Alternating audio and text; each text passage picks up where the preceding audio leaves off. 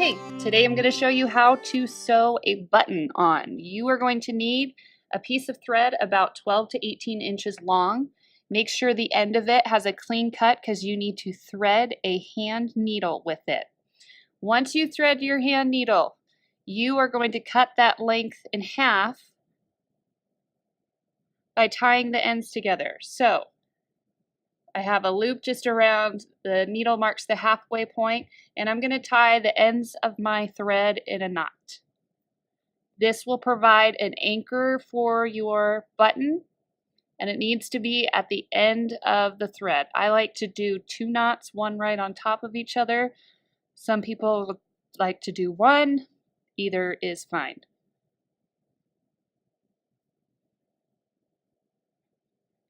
Okay.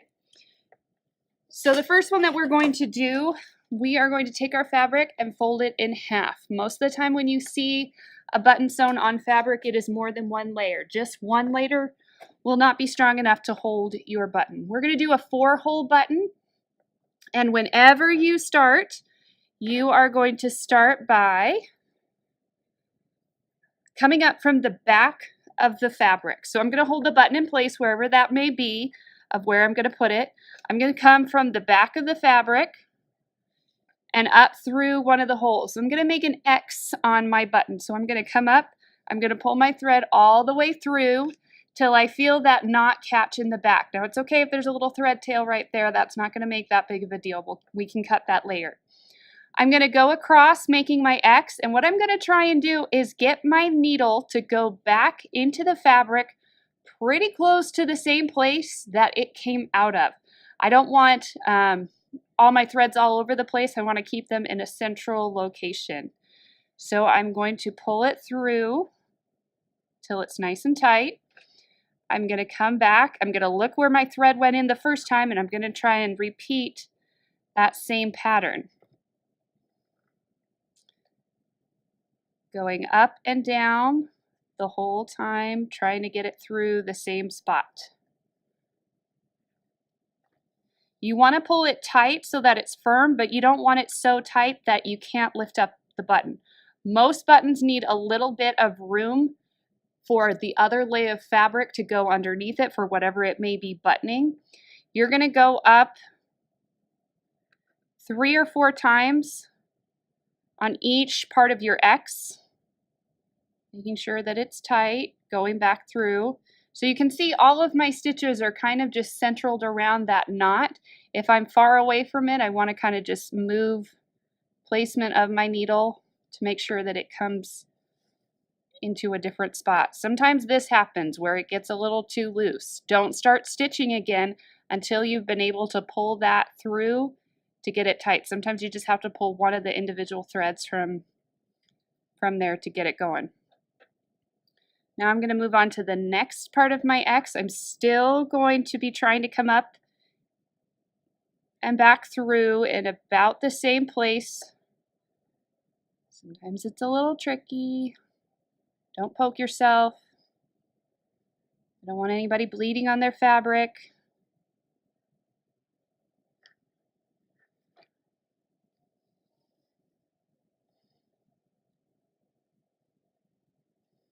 Make sure you're coming up through the right holes. Back down through the same place. I'm going to come up one more time through my X.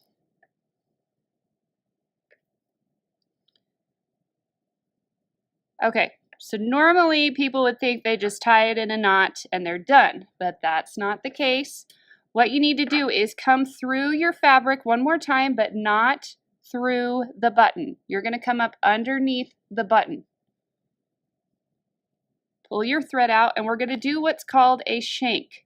So this little space that we've created underneath the button, we want it to stand up a little bit more. So we're going to take our remaining thread and we're going to wrap it around the button 3 times.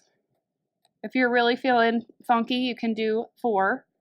And then we're going to send our needle to the back of the fabric, again coming out through about that same place.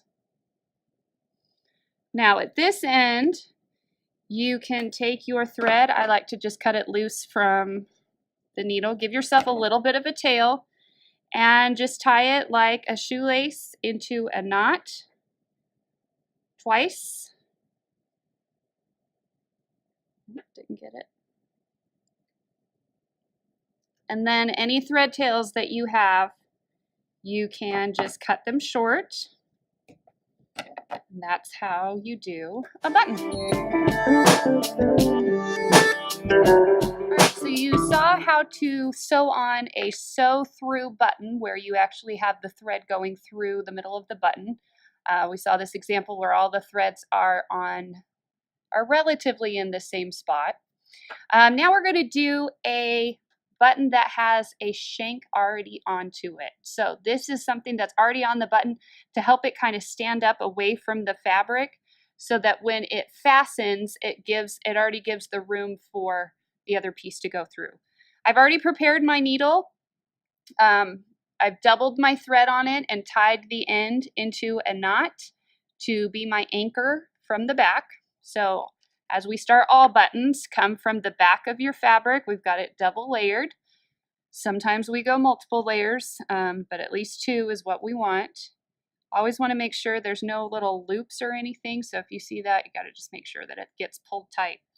Okay, so now that we're on the front of our button, it's very similar to how we did the sew through. You just thread it through the shank and you're going back through just about the same hole, maybe a couple of threads of the fabric away from where you went in. So as we sew this, it's already going to stand up on its own, and that's what we're kind of looking for. You're going to be coming up and down through the button about 3 or 4 times, all trying to make it about the same location. We don't want a whole bunch of different stitch lines on the back showing that we're all over the place. Come back up through that button shank and back down. So normally we would come back to the front of the button and we would wrap the thread around it, but with the shank already built onto that, that's what we did with this other one. We kind of built it up a little bit. We can just tie it off from the back.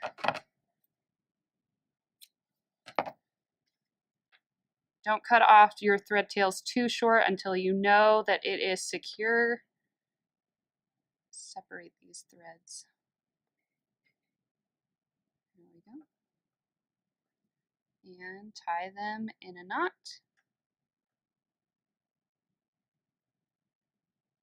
All right, once I know that that's nice and tight in there, I'm going to trim off any extra threads. Make it so my project's not quite so hairy. And ta-da!